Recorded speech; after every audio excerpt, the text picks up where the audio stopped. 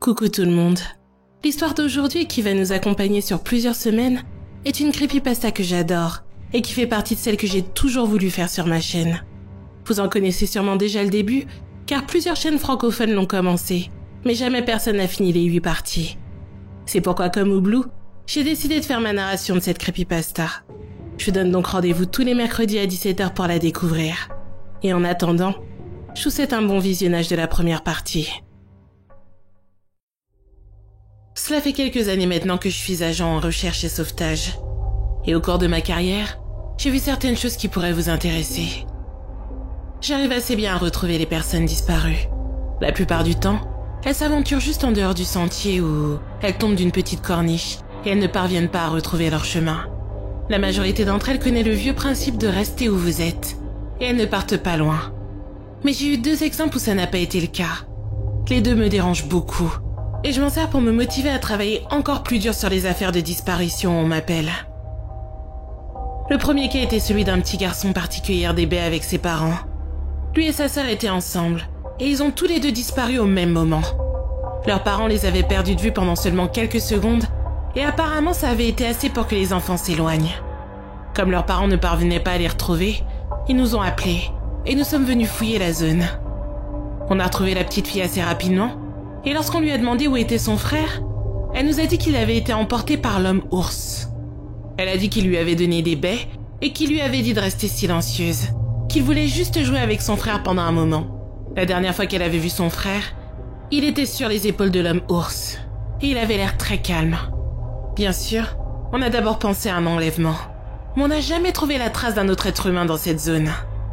La petite fille insistait aussi sur le fait qu'il n'était pas comme les autres hommes, qu'il était grand et couvert de poils comme un ours, et qu'il avait un visage étrange. On a cherché dans les environs pendant des semaines. C'était une des plus longues affaires sur laquelle j'ai travaillé de ma vie, mais on n'a jamais retrouvé la moindre trace de ce gosse. L'autre cas auquel j'ai eu affaire était une jeune femme qui faisait de la randonnée avec sa mère et son grand-père. D'après la mère, sa fille avait grimpé à un arbre pour avoir une meilleure vue de la forêt, et elle n'en était jamais redescendue. Ils l'ont attendue pendant des heures en bas de l'arbre avant d'appeler les secours. Une fois encore, on a cherché partout et on n'a jamais retrouvé la moindre trace d'elle. Je n'ai aucune idée d'où elle a bien pu aller, parce que ni sa mère ni son grand-père ne l'ont vue redescendre de l'arbre. Il m'est aussi arrivé quelquefois de chercher des gens seuls avec un chien et que ce dernier m'ait conduit directement à une falaise. Pas des collines ni même des parois rocheuses, mais des falaises à pic, sans aucune prise. C'est toujours déconcertant et dans certains cas, on peut très bien trouver la personne de l'autre côté de la falaise, comme à des kilomètres de l'endroit où les chiens nous ont emmenés. Je suis certaine qu'il y a une explication, mais c'est quand même un peu bizarre. Une des autres affaires particulièrement tristes impliquait de récupérer un corps. Une fillette de 9 ans était tombée dans un talus et s'était empalée sur un arbre mort. C'était un accident insolite, mais je n'oublierai jamais le son qu'a émis la mère lorsqu'on lui a annoncé ce qui s'était passé. Elle a vu le sac mortuaire être chargé dans l'ambulance et elle a laissé échapper le hurlement le plus déchirant et le plus marquant que je n'ai jamais entendu. C'était comme si sa vie entière s'effondrait autour d'elle et qu'une part d'elle était morte avec sa fille. J'ai appris d'un de mes collègues qu'elle avait mis fin à ses jours quelques semaines après l'événement. Elle ne pouvait pas vivre avec la perte de sa fille. Il y a aussi cette fois où je faisais équipe avec un autre sauveteur. On avait reçu des rapports indiquant la présence d'un ours dans la région. On était à la recherche d'un type qui était parti faire de l'escalade et qui n'était pas revenu à l'heure prévue. On s'est retrouvés à devoir nous-mêmes sérieusement escalader pour atteindre sa position présumée. On l'a trouvé piégé dans une petite crevasse avec une jambe cassée. Ce n'était pas beau à voir. Il était resté là pendant presque 2 jours et sa jambe était très manifestement infectée. On a été capable de le mettre dans un hélicoptère et l'un des médecins m'a dit qu'il était totalement inconsolable. Il n'arrêtait pas de raconter comment il se débrouillait bien et qu'une fois arrivé au sommet, un homme était là. Il disait que le gars n'avait pas d'équipement d'escalade et qu'il portait une parka et un pantalon de ski. Il s'est approché de l'homme, et quand ce dernier s'est retourné, notre blessé a affirmé qu'il n'avait pas de visage. Il n'avait juste aucun trait visible. Bien sûr, il a paniqué et a voulu descendre de la montagne trop vite, et c'est pour ça qu'il est tombé. Il disait qu'il a pu entendre l'homme toute la nuit, descendant de la montagne, et poussant ses horribles cris étouffés. Cette histoire m'a vraiment dérangée, et j'étais contente de ne pas avoir été présente pour entendre ses cris.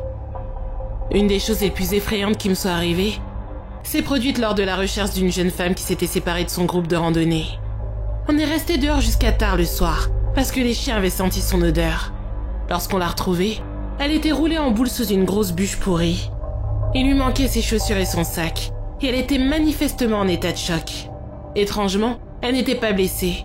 On a pu la ramener à pied à la base des opérations. Le long du chemin, elle n'arrêtait pas de jeter des regards en arrière et de nous demander pourquoi ce grand homme avec les yeux noirs nous suivait. On ne voyait personne alors.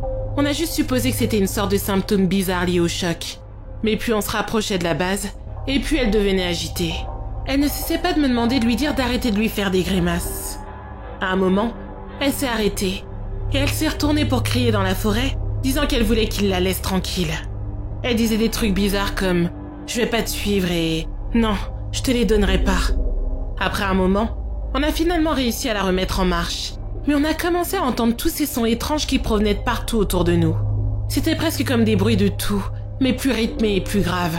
Presque comme des insectes. Je ne vois pas vraiment comment décrire autrement. Une fois que la base était en vue, la femme s'est tournée vers moi, et ses yeux étaient aussi écarquillés qu'il me semblait être humainement possible. À ce moment-là, elle m'a touché l'épaule et elle m'a dit « Il dit de vous dire de vous dépêcher. Il n'aime pas regarder la cicatrice sur votre nuque. » Pour information, j'ai une très petite cicatrice à la base de ma nuque. Mais à ce moment-là, elle était cachée par mon col et mes cheveux.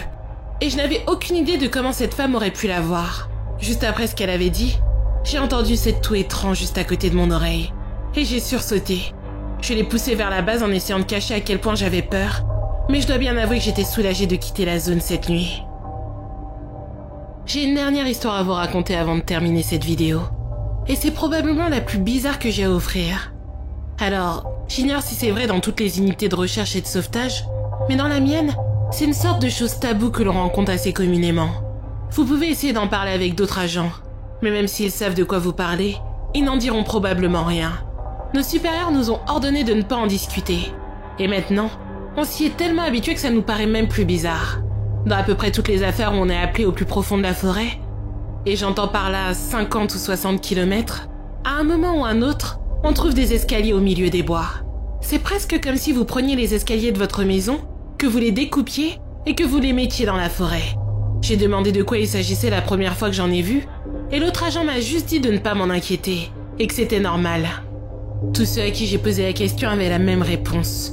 Je voulais aller les inspecter, mais on m'a dit avec beaucoup de conviction que je ferais mieux de ne pas m'en approcher.